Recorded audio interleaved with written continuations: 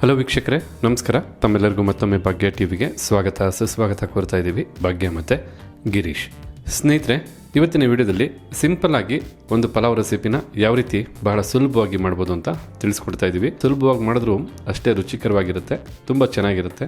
ನೀವು ಈ ರೀತಿಯಾದಂಥ ಪಲಾವ್ನ ಬಹಳ ಚೆನ್ನಾಗಿ ತಯಾರು ಮಾಡ್ಬೋದು. ಹಾಗೆ ಬನ್ನಿ, ಪಲಾವ್ ಮಾಡೋದಕ್ಕೆ ಏನೆಲ್ಲ ಪದಾರ್ಥಗಳು ಬೇಕು, ತಯಾರು ಮಾಡ್ತಕ್ಕಂಥ ವಿಧಾನ ಹೇಗೆ ಅಂತ ಈಗ ನೋಡ್ಕೊಳ್ಳೋರಂತೆ. ಪಲಾವ್ನ ತಯಾರು ಮಾಡೋದಕ್ಕೋಸ್ಕರ ಈಗ ಒಂದು ಕುಕ್ಕರ್ನ ಬಿಸಿ ಮಾಡ್ಕೊಂಡಿರ್ತಕ್ಕಂಥದ್ದು. ಬಿಸಿಯಾದಂಥ ಕುಕ್ಕರ್ಗೆ 2 ಟೇಬಲ್ ಸ್ಪೂನಷ್ಟು ಎಣ್ಣೆನ ಹಾಕಿ ಎಣ್ಣೆನ ಬಿಸಿ ಮಾಡ್ಕೋಬೇಕಾಗತ್ತೆ. ಈಗ ಇಲ್ಲಿ ಎಣ್ಣೆ ಬಿಸಿಯಾಗಿದೆ.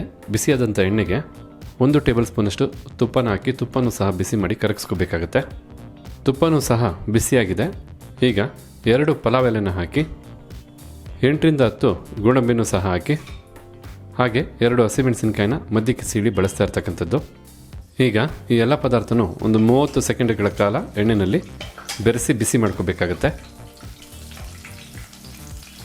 ಈ ಪದಾರ್ಥಗಳನ್ನ 30 ಸೆಕೆಂಡು ಬಿಸಿ ಮಾಡಾಯಿತು. ಈ ಸಮಯದಲ್ಲಿ ಈ ರೀತಿ ಕಟ್ ಮಾಡಿದಂಥ 1 ಈರುಳ್ಳಿನ ಹಾಕಿ ಮೀಡಿಯಂ ಫ್ಲೇಮ್ನಲ್ಲೇ 2 ನಿಮಿಷ ಈರುಳ್ಳಿನ ಚೆನ್ನಾಗಿ ಫ್ರೈ ಮಾಡ್ಕೋಬೇಕು.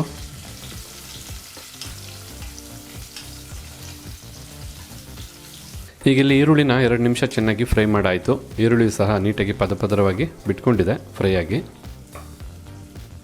ಈ ಸಮಯದಲ್ಲಿ 1 ಟೊಮೆಟೊ ಹಣ್ಣು, ಹಾಗೆ 1 ನವಕೋಲು ಅಂದರೆ ನವಿಲು ಕೋಸು, ಹಾಗೆ 5ರಿಂದ 6 ಹುರುಳಿಕಾಯಿ, ಜೊತೆಗೆ 1 ಕ್ಯಾರೆಟನ್ನು ಸಹ ಹಾಕಿ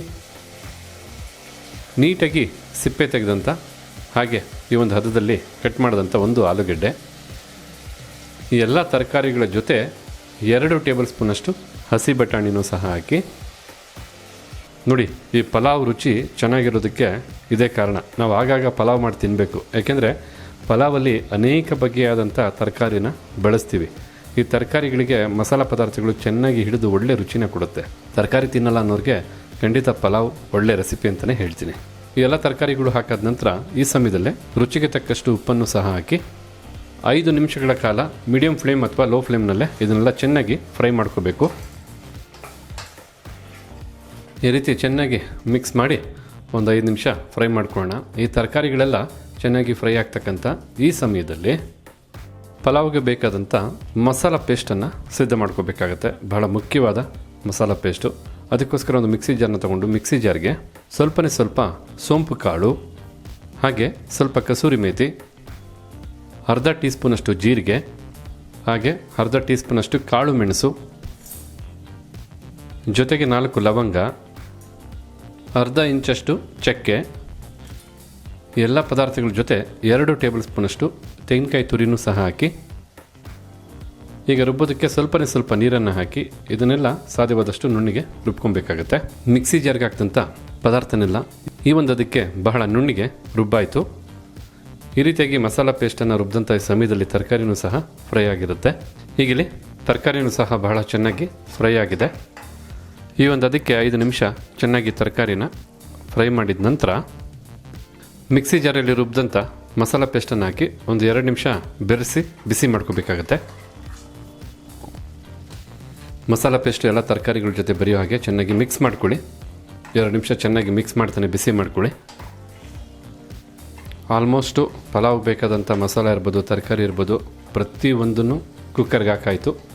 ಚೆನ್ನಾಗಿ ಮಿಕ್ಸ್ ಮಾಡಿ ಮಸಾಲಾನ ಹಸಿ ವಾಸನೆ ಹೋಗೋವರೆಗೂ ಬಿಸಿ ಮಾಡಿಕೊಂಡ್ರೆ ನೆಕ್ಸ್ಟು ಅಕ್ಕಿನ ಹಾಕಿ ಪಲಾವನ್ನ ಸಿದ್ಧ ಮಾಡ್ಕೊಳ್ಳೋದೆ. ಈ ಸಮಯದಲ್ಲಿ 1.5 ಕಪ್ ಅಳತೆಯ ನೀರನ್ನು ಕುಕ್ಕರ್ಗೆ ಹಾಕ್ಕೊಳ್ತಾ ಇರ್ತಕ್ಕಂಥದ್ದು. ಅಂದರೆ ಸಿಂಪಲ್ ಇಷ್ಟೇ. ನೀವು ಯಾವೊಂದು ಮೆಜರ್ಮೆಂಟಲ್ಲಿ ಅಕ್ಕಿನ ತೊಗೊಂಡಿರ್ತೀರ ಕಪ್ಪಲ್ಲಿ 1.5 ಕಪ್ಪಷ್ಟು ನೀರು ಹಾಕಬೇಕಷ್ಟೇ. ನಾವು 10 ನಿಮಿಷ ಅಕ್ಕಿ ನೀರಲ್ಲಿ ನೆನೆಸಿದ್ದೀವಿ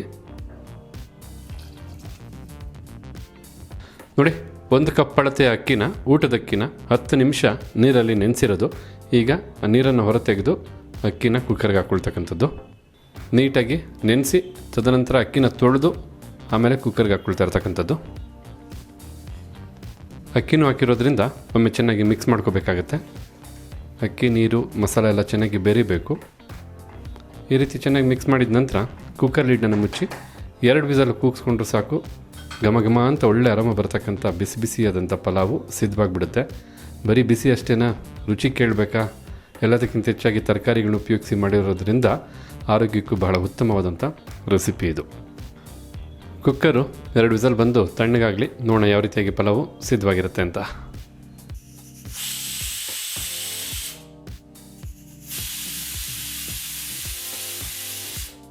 ಹೀಗಿಲ್ಲಿ ಕುಕ್ಕರು 2 ವಿಸಲ್ ಬಂದಾಯಿತು.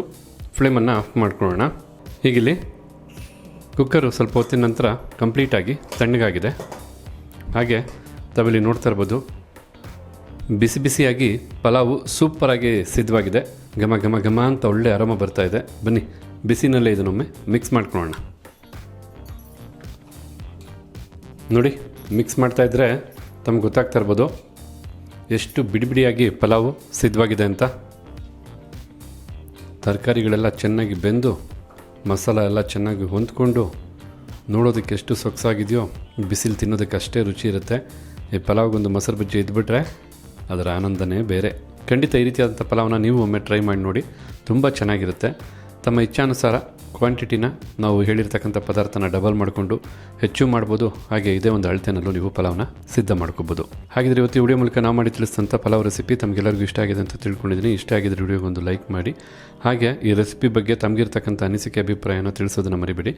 ಎಲ್ಲದಕ್ಕಿಂತ ಹೆಚ್ಚಾಗಿ ಈ ವಿಡಿಯೋನ ಮತ್ತೊಬ್ಬರಿಗೂ ಹೆಲ್ಪ್ ಆಗೋ ಹಾಗೆ ಶೇರ್ ಮಾಡಿ ಅಂತ ಹೇಳ್ತಾ ತಮಗೆಲ್ಲರಿಗೂ ಧನ್ಯವಾದನ ತಿಳಿಸ್ತಾ ಇದ್ದೀವಿ.